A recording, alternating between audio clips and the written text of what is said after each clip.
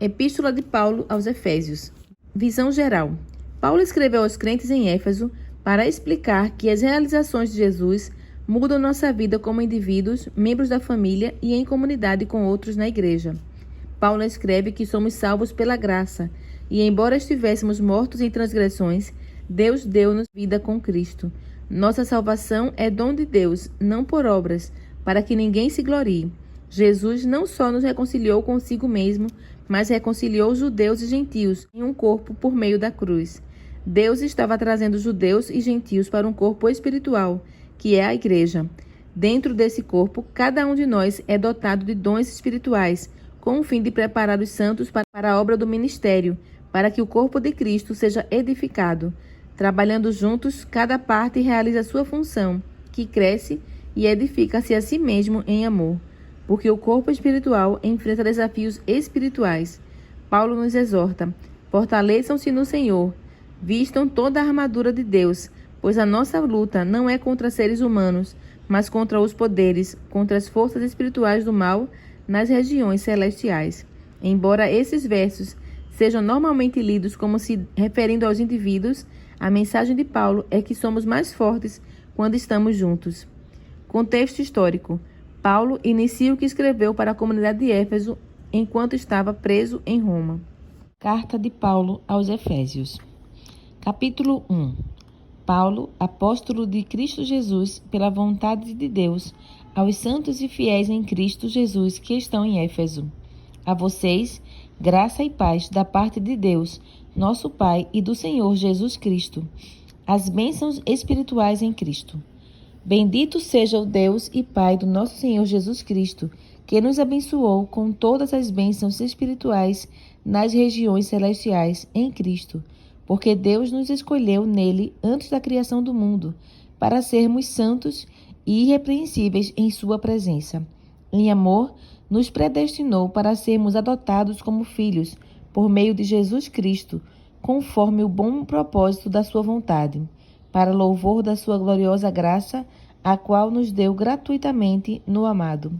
Nele temos a redenção por meio de seu sangue, o perdão dos pecados, de acordo com as riquezas da graça de Deus, a qual ele derramou sobre nós com toda a sabedoria e entendimento, e nos revelou o mistério da sua vontade, de acordo com o seu bom propósito que ele estabeleceu em Cristo, isto é, de fazer convergir em Cristo todas as coisas, celestiais ou terrenas, na dispensação da plenitude dos tempos. Nele fomos também escolhidos, tendo sido predestinados conforme o plano daquele que faz todas as coisas segundo o propósito da sua vontade, a fim de que nós, os que primeiro esperamos em Cristo, sejamos para o louvor da sua glória. Quando vocês ouviram e creram na palavra da verdade, o evangelho que vos salvou, vocês foram selados em Cristo com o Espírito Santo da promessa, que é a garantia da nossa herança até a redenção daqueles que pertencem a Deus, para o louvor da sua glória. Ação de graças e oração. Por esta razão, desde que ouvi falar da fé que vocês têm no Senhor Jesus e do amor que demonstram para com todos os santos, não deixo de dar graças por vocês, mencionando-os em minhas orações. Peço que o Deus de nosso Senhor Jesus Cristo, o glorioso Pai, dê a vocês espírito de sabedoria e de revelação, no pleno conhecimento dele. Oro também para que os olhos do coração de vocês sejam iluminados, a fim de que vocês conheçam a esperança para a qual ele os chamou, as riquezas da gloriosa herança dele nos santos, e a incomparável grandeza do seu poder para conosco, os que cremos, conforme a atuação da sua poderosa força. Esse poder ele exerceu em Cristo, ressuscitando-o dos mortos e fazendo-o assentar-se à sua direita, nas regiões celestiais, muito acima de todo governo e autoridade, poder e domínio, e de todo nome que se possa mencionar, não apenas nesta era, mas também na que há de vir. Deus colocou todas as coisas debaixo de seus pés e o designou cabeça de todas as coisas para a igreja, que é o seu corpo, a plenitude daquele que enche todas as coisas em toda e qualquer circunstância. Capítulo 2. A nova vida em Cristo. Vocês estavam mortos em suas transgressões e pecados, nos quais costumavam viver, quando seguiam a presente ordem deste mundo e o príncipe do poder do ar, o espírito que agora está atuando nos que vivem na desobediência. Anteriormente, todos nós também vivíamos entre eles, satisfazendo as vontades de nossa carne, seguindo os seus desejos e pensamentos. Como os outros, éramos por natureza merecedores da ira. Todavia, Deus, que é rico em misericórdia, pelo grande amor com que nos amou, deu-nos vida com Cristo, quando ainda estávamos mortos em transgressões. Pela graça, vocês são salvos. Deus nos ressuscitou com Cristo e com Ele nos fez assentar nas regiões celestiais em Cristo Jesus, para mostrar, nas eras que hão de vir, a incomparável riqueza de sua graça, demonstrada em sua bondade para conosco em Cristo Jesus. Pois vocês são salvos pela graça, por meio da fé, e isto não vem de vocês, é o dom de Deus, não por obras, para que ninguém se glorie, porque somos criação de Deus, realizada em Cristo Jesus, para fazermos boas obras, as quais Deus preparou antes para nós as praticarmos. A nova humanidade em Cristo. Portanto, lembrem-se de que anteriormente vocês eram gentios por nascimento e chamados incircuncisão pelos que se chamam circuncisão, feita no corpo por mãos humanas, e que naquela época vocês estavam sem Cristo, separados da comunidade de Israel, sendo estrangeiros quanto às alianças da promessa, sem esperança e sem Deus no mundo. Mas agora, em Cristo Jesus, vocês que antes estavam longe, foram aproximados mediante o sangue de Cristo, pois Ele é a nossa paz, o qual de ambos fez um, e destruiu a barreira, o muro de inimizade, anulando em seu corpo a lei dos mandamentos expressa em ordenanças. O objetivo dele era criar em si mesmo dos dois um novo homem, fazendo a paz, e reconciliar com Deus os dois em um corpo, por meio da cruz, pela qual ele destruiu a inimizade. Ele veio e anunciou paz a vocês que estavam longe, e paz aos que estavam perto, pois por meio dele, tanto nós como vocês temos acesso ao Pai por um só Espírito. Portanto, vocês já não são estrangeiros nem forasteiros, mas concidadãos dos santos e membros da família de Deus, edificados sobre o fundamento dos apóstolos e dos profetas, tendo Jesus Cristo como pedra angular, no qual todo o edifício é ajustado e cresce para tornar-se um santuário santo no Senhor. Nele, vocês também estão sendo edificados juntos para se tornarem morada de Deus por seu Espírito. Capítulo 3. O apóstolo dos gentios. Por essa razão, oro eu, Paulo, prisioneiro de Cristo Jesus, em favor de vocês, gentios. Certamente vocês ouviram falar da responsabilidade imposta a mim, em favor de vocês pela graça de Deus. Isto é o mistério que me foi dado a conhecer por revelação, como já lhes escrevi em poucas palavras. Ao lerem isso, vocês poderão entender a minha compreensão do mistério de Cristo. Esse mistério não foi dado a conhecer aos homens de outras gerações, mas foi agora revelado pelo Espírito aos santos apóstolos e profetas de Deus, significando que, mediante o Evangelho, os gentios são co-herdeiros com Israel, membros do mesmo corpo e coparticipantes da promessa em Cristo Jesus. Deste Evangelho, tornei-me ministro pelo dom da graça de Deus, a mim concedida pela operação de seu poder. Embora eu seja o menor dos menores de todos os santos, foi-me concedida esta graça de anunciar aos gentios as insondáveis riquezas de Cristo e esclarecer a todos a administração desse mistério que durante as épocas passadas foi mantido oculto em Deus, que criou todas as coisas. A intenção dessa graça era que agora, mediante a Igreja, a multiforme sabedoria de Deus se tornasse conhecida dos poderes e autoridades nas regiões celestiais, de acordo com o eterno plano que ele realizou em Cristo Jesus, nosso Senhor, por intermédio de quem temos livre acesso a Deus, em confiança pela fé nele. Portanto, peço a vocês que não desanimem por causa das minhas tribulações em seu favor, pois elas são uma glória para vocês. a oração de Paulo pelos santos. Por essa razão, ajoelho-me diante do Pai, do qual recebe o nome toda a família, nos céus e na terra. Oro para que, com as suas gloriosas riquezas, ele os fortaleça no íntimo do seu ser, com poder, por meio do seu Espírito. Para que Cristo habite no coração de vocês, mediante a fé. E oro para que, estando arraigados e alicerçados em amor, vocês possam, juntamente com todos os santos, compreender a largura, o comprimento, a altura e a profundidade, e conhecer o amor de Cristo, que exerce todo o conhecimento, para que vocês sejam cheios de toda a plenitude de Deus, aquele que é capaz de fazer infinitamente mais do que tudo que pedimos ou pensamos, de acordo com o seu poder, que atua em nós. A ele seja glória na Igreja e em Cristo Jesus, por todas as gerações, para todo sempre. Amém. Capítulo 4. A unidade do corpo de Cristo. Como prisioneiro no Senhor, rogo-lhes que vivam de maneira digna da vocação que receberam. Sejam completamente humildes e dóceis, e sejam pacientes, suportando uns aos outros em amor. Façam todo o esforço para conservar a unidade do Espírito pelo vínculo da paz. Há um só corpo e um só Espírito, assim como a esperança pela qual vocês foram chamados é uma só. Há um só Senhor, uma só fé, um só batismo, um só Deus e Pai de todos, que é sobre todos, por meio de todos e em todos. E a cada um de nós foi concedida a graça conforme a medida repartida por Cristo. Por isso é que foi dito, quando ele subiu em triunfo às alturas, levou cativos muitos prisioneiros e deu dons aos homens. Que significa ele subiu, senão que também havia descido das profundezas da terra?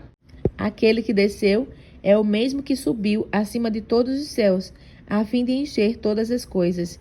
E ele designou alguns para apóstolos, outros para profetas, outros para evangelistas e outros para pastores e mestres, com o fim de preparar os santos para a obra do ministério, para que o corpo de Cristo seja edificado, até que todos alcancemos a unidade da fé e do conhecimento do Filho de Deus, e cheguemos à maturidade, atingindo a medida da plenitude de Cristo. O propósito é que não sejamos mais como crianças, levados de um lado para o outro pelas ondas, nem jogados para cá e para lá por todo o vento de doutrina e pela astúcia e esperteza de homens que induzem ao erro. Antes, seguindo a verdade em amor, cresçamos em tudo naquele que é a cabeça, Cristo. Dele, todo o corpo, ajustado e unido pelo auxílio de todas as juntas, cresce e edifica-se a si mesmo em amor, na medida em que cada parte realiza a sua função. O procedimento dos filhos da luz. Assim, eu digo a vocês, e no Senhor insisto, que não vivam mais como gentios, que vivem na inutilidade dos seus pensamentos. Eles estão obscurecidos pelo entendimento e separados da vida de Deus por causa da ignorância em que estão, devido ao endurecimento do seu coração. Tendo perdido toda a sensibilidade, eles se entregaram à depravação, cometendo com avidez toda espécie de impureza. Todavia, não foi isso que vocês aprenderam de Cristo. De fato, vocês ouviram falar dele e nele foram ensinados de acordo com a verdade que está em Jesus. Quanto à antiga maneira de viver, vocês foram ensinados a despir-se do velho homem, que se corrompe por desejos enganosos, a serem renovados no modo de pensar e a revestir-se do novo homem, criado para ser semelhante a Deus, em justiça e em santidade, provenientes da verdade. Portanto, cada um de vocês deve abandonar a mentira e falar a verdade ao seu próximo, pois todos somos membros de um mesmo corpo. Quando vocês ficarem irados, não pequem, apaziguem a sua ira antes que o sol se ponha, e não deem lugar ao diabo. O que furtava, não furte mais, antes trabalhe, fazendo algo de útil com as mãos, para que tenha o que repartir com quem estiver em necessidade. Nenhuma palavra torpe saia da boca de vocês, mas apenas a que for útil para edificar os outros, conforme a necessidade, para que conceda graça aos que a ouvem. Não entristeçam o Espírito Santo de Deus, com o qual vocês foram selados para o dia da redenção. Livrem-se de toda amargura, indignação e ira, gritaria e calúnia, bem como de toda a maldade. Sejam bondosos e compassivos uns para com os outros, perdoando-se mutuamente, assim como Deus os perdoou em Cristo. Capítulo 5. Portanto, sejam imitadores de Deus como filhos amados, e vivam em amor, como também Cristo nos amou e se entregou por nós como oferta e sacrifício de aroma agradável a Deus. Entre vocês não deve haver nem sequer menção de imoralidade sexual, como também de nenhuma espécie de impureza e de cobiça, pois essas coisas não são próprias para os santos. Não haja obscenidade, nem conversas tolas, nem gracejos imorais, que são inconvenientes, mas ao invés disso, ações de graças. Porque vocês podem estar certos disso. Nenhum imoral ou impuro ou ganancioso, que é idólatra, tem herança no reino de Cristo e de Deus. Ninguém os engane com palavras tolas, pois é por causa dessas coisas que a ira de Deus vem sobre os que vivem na desobediência. Portanto, não participem com eles dessas coisas, porque outrora vocês eram trevas, mas agora são luz no Senhor. Vivam como filhos da luz, pois o fruto da luz consiste em toda bondade, justiça e verdade. E aprendam a discernir o que é agradável ao Senhor. Não participem das obras infrutíferas das trevas. Antes, exponham-nas à luz, porque aquilo que eles fazem em oculto, até mencionar, é vergonhoso. Mas tudo que é exposto pela luz torna-se visível, pois a luz torna visíveis todas as coisas. Por isso é que foi dito: desperta, ó tu que dormes, levanta-te dentre os mortos, e Cristo resplandecerá sobre ti. Vida em comunidade. Tenham cuidado com a maneira como vocês vivem, que não seja como insensatos, mas como sábios, aproveitando ao máximo cada oportunidade, porque os dias são maus. Portanto, não sejam insensatos, mas procurem compreender qual é a vontade do Senhor. Não se embriaguem com vinho, que leva à libertinagem, mas deixem-se encher pelo Espírito, falando entre vocês com salmos, hinos e cânticos espirituais, cantando e louvando de coração ao Senhor, dando graças constantemente a Deus Pai por todas as coisas, em nome de nosso Senhor Jesus Cristo. Sujeitem-se uns aos outros por temor a Cristo. Deveres conjugais. Mulheres, sujeitem-se cada uma a seu marido como ao Senhor, pois o marido é o cabeça da mulher, como também Cristo é o cabeça da igreja, que é o seu corpo, do qual ele é o Salvador. Assim como a igreja está sujeita a Cristo, também as mulheres estejam em tudo sujeitas a seus maridos. Maridos, amem cada um a sua mulher como Cristo amou a igreja e entregou-se por ela, para santificá-la, tendo-a purificado pelo lavar da água mediante a palavra, e para apresentá-la a si mesmo como igreja gloriosa, sem mancha, nem ruga, ou coisa semelhante, mas santa e inculpável. Da mesma forma, os maridos devem amar cada um a sua mulher, como a seu próprio corpo. Quem ama sua mulher, ama a si mesmo. Além do mais, ninguém jamais odiou o seu próprio corpo, antes o alimenta e dele cuida, como também Cristo faz com a igreja, pois somos membros do seu corpo. Por essa razão, o homem deixará pai e mãe e se unirá à sua mulher, e os dois se tornarão uma só carne. Este é o mistério profundo. Refiro-me, porém, a Cristo e à igreja. Portanto, cada um de vocês também ame a sua mulher como você ama a si mesmo, e a mulher trate o marido com todo o respeito. Capítulo 6. Deveres de pais e filhos. Filhos, obedeçam a seus pais no Senhor, pois isso é justo. Honra teu pai e a tua mãe. Este é o primeiro mandamento com promessa, para que tudo te corra bem e tenhas longa vida sobre a terra. Pais, não irritem seus filhos, antes criem-nos, segundo a instrução e o conselho do Senhor. Deveres de escravos e senhores. Escravos, obedeçam a seus senhores terrenos, com respeito e temor, com sinceridade de coração, como a Cristo. Obedeçam-lhes não apenas para agradá-los, quando eles os observam, mas como escravos de Cristo, fazendo de todo o coração a vontade de Deus. Sirvam aos seus senhores de boa vontade, como servindo ao Senhor e não aos homens, porque vocês sabem que o Senhor recompensará cada um pelo bem que praticar, seja escravo, seja livre. Vocês, senhores, tratem seus escravos da mesma forma.